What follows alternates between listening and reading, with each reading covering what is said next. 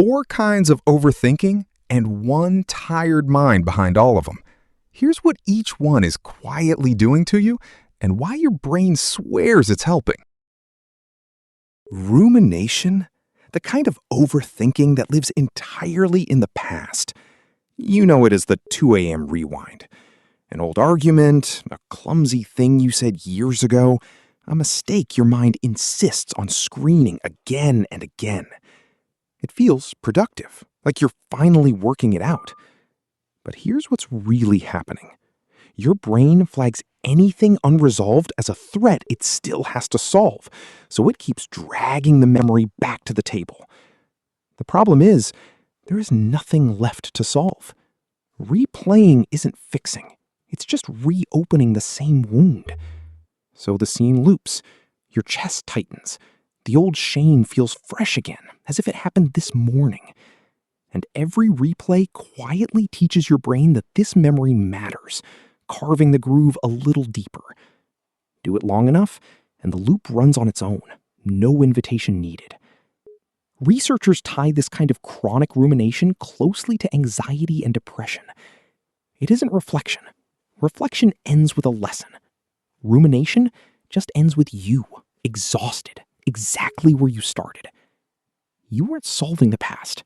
You were rehearsing it until it moved in for good. Catastrophizing, the overthinking that races into a future that hasn't happened yet. A message says we need to talk, and in seconds you've been dumped, fired, and abandoned. One cough becomes a diagnosis. A quiet partner becomes a leaving one. Your mind sprints to the worst possible ending and calls it being realistic. There is a reason it feels so automatic. Your brain would rather prepare you for a disaster that never comes than be caught off guard by one that does. A false alarm is cheap. Being unready feels deadly. So it manufactures threats just to keep you safe. Your heart rate climbs. Your thoughts pick up speed. Your body floods with stress chemicals for an emergency that exists only in your head. And because you feel the fear so physically, the catastrophe starts to seem likely, simply because it feels vivid. You end up grieving losses that never actually arrive. Then the message just meant lunch. The cough was a cough. But your body already paid the full price of the disaster anyway. Catastrophizing doesn't protect you from the worst. It makes you live through it in advance, again and again, for nothing. Analysis paralysis. The overthinking that freezes you the moment a real choice appears. Which job, which message to send, which item on the menu. You open 20 tabs, you build the pros and cons list, you ask everyone you know, and still you cannot move. The strange part is that the more you gather, the heavier the decision feels. Here is the trap. Your brain treats every option you give up as a loss, and it hates losing things. So the fear of picking wrong grows faster than any answer you find. More information doesn't calm it down. It just hands you more ways to be wrong.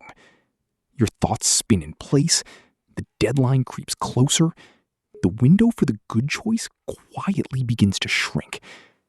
And then comes the cruel twist.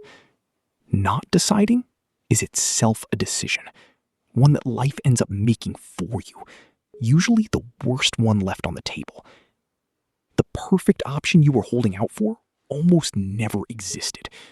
You just wanted a guarantee that no real choice ever comes with. So you waited for certainty. And while you waited, the chance to choose it all quietly walked out the door. Mind reading. The overthinking that's convinced you already know what everyone thinks of you. You leave the party and immediately replay it. That joke landed wrong. They went quiet because they're annoyed. That short reply means they're done with you. You didn't actually hear any of this. You assumed it, then believed it like a fact. Your brain is a prediction machine, and it fills every silence with a guess. The trouble is, when you are anxious, the guess is almost always negative, and almost always about you. A neutral face reads as disapproval. a busy friend reads as rejection. So you scan every reaction for proof that you're being judged, and you always manage to find it. Your stomach drops, you over-apologize, you over-explain, you shrink yourself to feel safe. And slowly you start relating to a version of people that only exists inside your own head.